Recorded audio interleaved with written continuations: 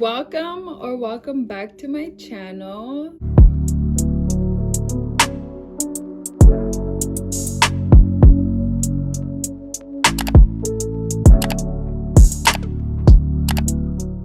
And today's video, I'm going to be getting right into it. We are going to be talking about how to become more feminine and how to do it mentally, not physically, not for anybody else. I believe that when a woman is in her feminine is when a woman thrives.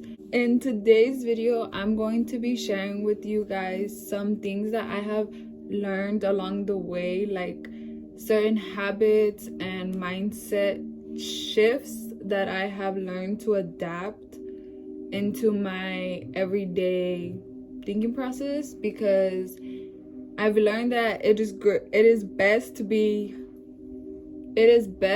as nice as you can be to yourself in your mind. This is what helped me get back on track with my feminine side and helped me feel more comfortable and confident in my own body. And overall, I feel like that is a big goal. If I learned something and I could pass it forward, I mean, why wouldn't? The first thing I want to draw your guys' attention to is hygiene. Hygiene could be the most important thing, and make sure that you are using the proper things for your body. Everybody has a different body, everybody has different skin types, everybody does not benefit from the same thing. So it is important to find and try different things that help you make you feel good, because not only do you present yourself, but one, it helps us feel good. When you feel good, you look good, and when you look good, you feel good. So it is very important that if you want to feel good, you also want to present yourself as the best you can be. You could get out of your pajamas and you could put something on that makes you feel good. It doesn't have to be a full sorry for my language to be a whole wedding gown, but as long as you get up and feel like, okay, I've got myself together, now I could accomplish the next thing in my day, the next step for my day. Because to me, getting ready is one priority in my day, and that is just because before I would not prioritize that. And so I have learned that I have better days and I enjoy my time better if I feel that I showered and look presentable. I don't get ready every day, not every day I look perfect, but I would say that I attempt every day to get ready, because that is when I know that I feel my best. So when you learn and put into practice things like this, I feel that it helps you have better days, and ultimately that's the goal.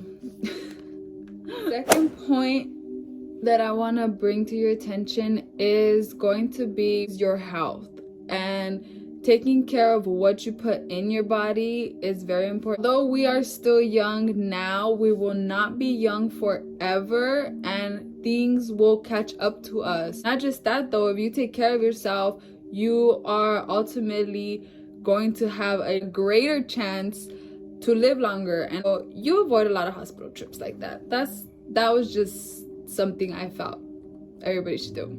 Okay. Next point. My next tip is going to be wear whatever you want. Wear whatever makes you feel comfortable. Wear whatever makes you feel confident. Learn to find your own aesthetic. Like, learn what fits you. Like, not everybody has to be the same. Not everybody has to follow the same aesthetic. Wear whatever the fuck you want. Like, I don't care if it's not cool. I don't care if your neighbor don't like it. I don't care if you're too shy. Just wear it. Like, do you like it? Do you think that matches? Do you think it goes? If you think it goes, then it goes. Why are you questioning, At the end of the day, if it makes you feel good, wear it. But to my next point is get out of your head. And this one could be very hard because, we all have them. But No, at the end of the day, if it makes you happy and you want to do it, get out of your head. That is literally what I have had to learn the hard way. I always gotta be learning shit the hard way. I'm just kidding. We just have to get out of our head, because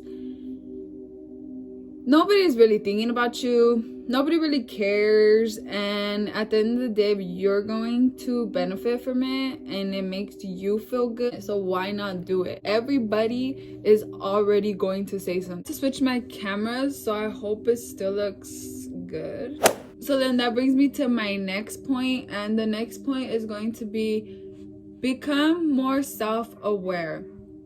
And I, as a kid, have always been some point self-aware. I'm not saying I'm perfect, okay?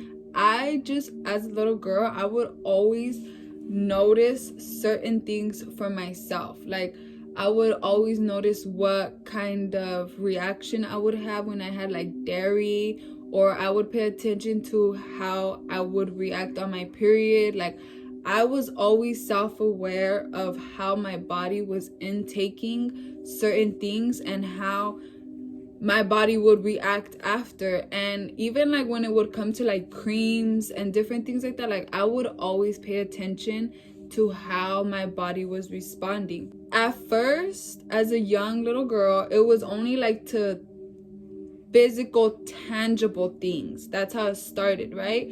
But as I got older and as I'm getting older, I'm starting to realize that being self-aware is very important, because it's not just the tangible things, it is also the emotional, the mental, the physical, everything that got to do with yourself. Or how I see it, it is a cycle. It's something, a cause and effect. And so if you cancel out the cause, you get a different effect. What I am learning is that it is important to be self-aware in every area and every aspect of your life, because then you end up with the consequences or the benefits. If you're picking up what I'm putting down, let me know. The point is going to be understand the reality, and the reality is not everything is what it looks like, okay? Not everyone is perfect. Not every morning has to be a perfect morning. Not every day has to be a perfect day. Except that there are bad days and there are good days. And that is a blessing. And if you understand the blessing behind that, it is so empowering, because you can use your bad days as your days to prepare for your good days. And when you start to look at it like that, and you start to understand that this bad day is only preparing me for the good day that is to come, baby, bad days don't exist no more. The reality is, it is okay to mess up. It is okay to fall off the bike and get back up again. So just don't have too high of expectations and then be disappointed. I feel like at the end of the day, we are all striving to be the best or our best. And the next point is going to be